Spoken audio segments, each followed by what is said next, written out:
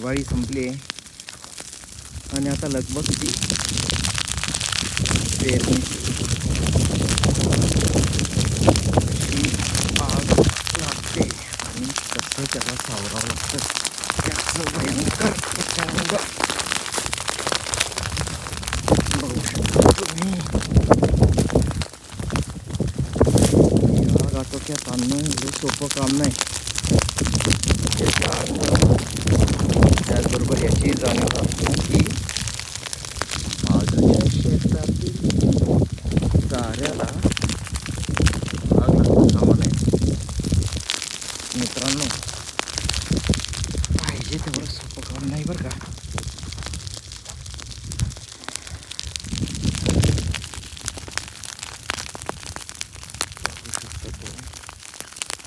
आम्ही वॉरियर्स आग आटोक्याचा प्रयत्न करू, पण निसर्ग ची ताकद काय असते निसर्गापेक्षा दुसरं कोणीही जाणू शकत नाही.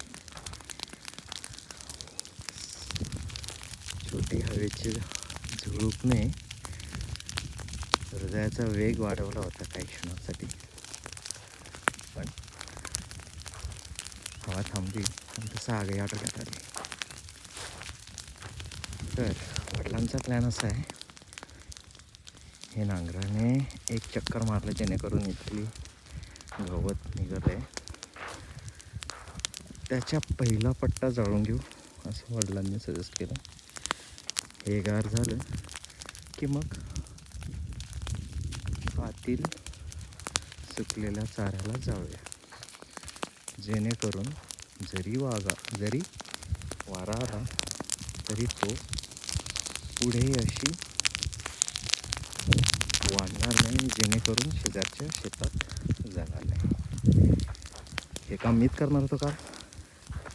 आलो असतो, सरळ एक कोपरा बघितला असता, दिला असता पेटवून, पण अशीच जशी झुळूक आली तशी आली असती आणि शेजारच्या शेतात गेली असती. असो, छोटे अनुभव असतात शेतकऱ्यांचे, आईवडिलांचे, खूप महत्त्वाचे असतात. बघू शकता तारा. आणि तो वनवा मग ह्या शेतापुरता थांबत नाही, तो सरळ पुढील शेतात देखील तसाच वाढत जातो आणि मग ती आग मोठं रूप धारण करून घेते.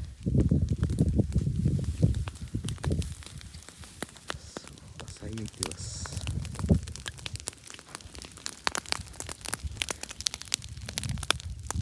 चला तर मग काम पूर्ण झाल्यावर परत जाऊया. अजून पर्यंत पूर्ण शेत करायचं आहे.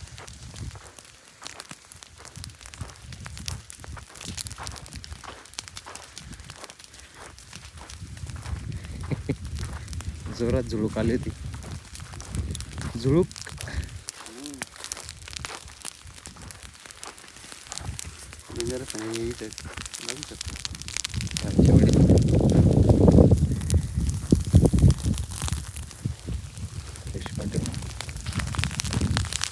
आणि आता हा एक पट्टा